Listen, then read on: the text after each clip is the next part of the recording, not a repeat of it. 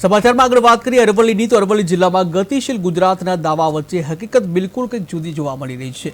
મેઘરજ તાલુકાના અંતરિયાળ વૈડી ગામના લોકો આજે પણ પાયાના વિકાસથી વંચિત છે। ત્યારે ગામ પાસે વહેતી નદી ઉપર પુલ ન હોવાને કારણે વિદ્યાર્થીઓને લઈ અને ખેડૂતો તેમજ દર્દીઓ સુધી સૌ કોઈ જીવના જોખમે નદી પાર કરવા મજબૂર બન્યા છે।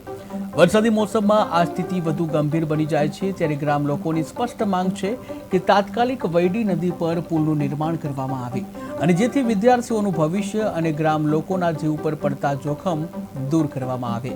ત્યારે અરવલ્લી જિલ્લાના વૈડી ગામ કે જ્યાં આજ પણ વિકાસથી વંચિત હોવાના દ્રશ્યો સામે આવી રહ્યા છે। ટીવી સ્ક્રીનના તમે દ્રશ્ય જોઈ રહ્યા છો કે જ્યાં નદી ઓળંગી અને પોતાના જીવના જોખમે ત્યાંથી પસાર થતા ગ્રામ લોકો જોવા મળી રહ્યા છે।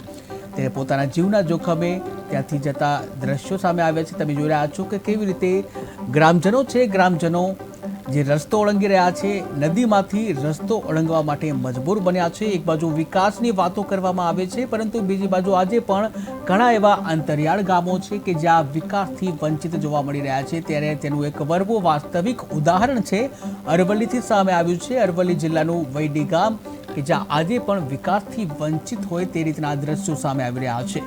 ત્યારે લોકો નદી પરનો જે પુલ વગર જ નદીમાંથી ત્યાંથી પસાર થવા જે જોવા મળી રહ્યા છે, પોતાના જીવના જોખમે આ નદીમાંથી પસાર થતા જોવા મળી રહ્યા છે।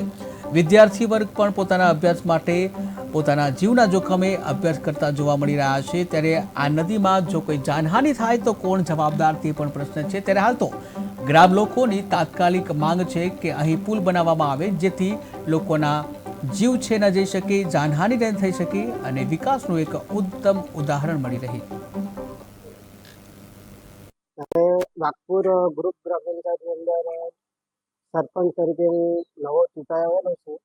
મારું નામ છે એસારી કાગજીભાઈ ગજાભાઈ એસારી। વૈડી પાકા રસ્તાથી વૈડી ગામમાં જતો રસ્તો બિલકુલ જવાલાયક નહીં, એના માટે અગાઉ સરપંચે દરખાસ્ત કરેલ છે, પણ એમાં કશું કંઈ રિઝલ્ટ મળેલ નહીં। તો આ વખતે પણ મારું નામ સંદીપ રમેશભાઈ કટારા છે। અમારું આ ગામ વૈડી ગામ જે વાઘપુર મેઇન રસ્તાને જોડતો એક રસ્તાની સમસ્યા છે, જે વર્ષો જૂનો આ રસ્તો પગવાટ જ છે। નદીમાં થઈને જવાનું, ગમે તે કામે જવું હોય તો ચોમાસાની અંદર કોઈ બહાર નીકળી શકતું નહીં। કોઈ મેડિકલી પ્રોબ્લેમ હોય તો દવાખાને કઈ રીતે જવું, માણસ મરી જાય એવી હાલત છે। રસ્તો બિલકુલ ક્યારનો વર્ષો જૂનો કોઈ તંત્રને રજૂઆત કરે છતાં બી કોઈ રસ્તાનું હજી સુધી કંઈ નિરાકરણ થયું નહીં। એટલે સરકારશ્રીને વિનંતી કરીએ કે આ રસ્તાનું કંઈક નિરાકરણ લાવે। સ્કૂલમાં જવા માટે બચ્ચાઓને પ્રોબ્લેમ થાય, દવાખાને અમે જઈ શકતા નહીં, કોઈ ઇમરજન્સી આવે, કોઈ લેડીઝને। મારું નામ ભણાત ફોદરભાઈ કવાભાઈ છે। હું આ ગામનો વતની છું। અહીં લગભગ અમારે 200થી ઉપરના ઘરો છે, લગભગ 500 જેવી સંખ્યા છે। સવારે બે ટાઈમ સવારે વાઘપુર ડેરીમાં અમારે જવા માટે સવારે અને સાંજે 2 ટાઈમ જવું પડે છે। સ્કૂલ પણ અમારે સવારે છોકરાને મૂકવાને લેવા માટે જવું પડે છે। અને કોઈ પણ દુકાનનું કામગીરી હોય તો વાઘપુર જવા માટે બહુ પ્રશ્ન રહેશે। આ રસ્તાઓ કે પુલ થઈ જાય તો અમારા માટે બહુ। બેન કનુભાઈ, ગામ વૈડી। અમારે શાળામાં છોકરા જતા અહીંયા પીલી તેડે અમારે ઘર છે, તો શાળામાં જતા કંઈક મુશ્કેલી પડે છે।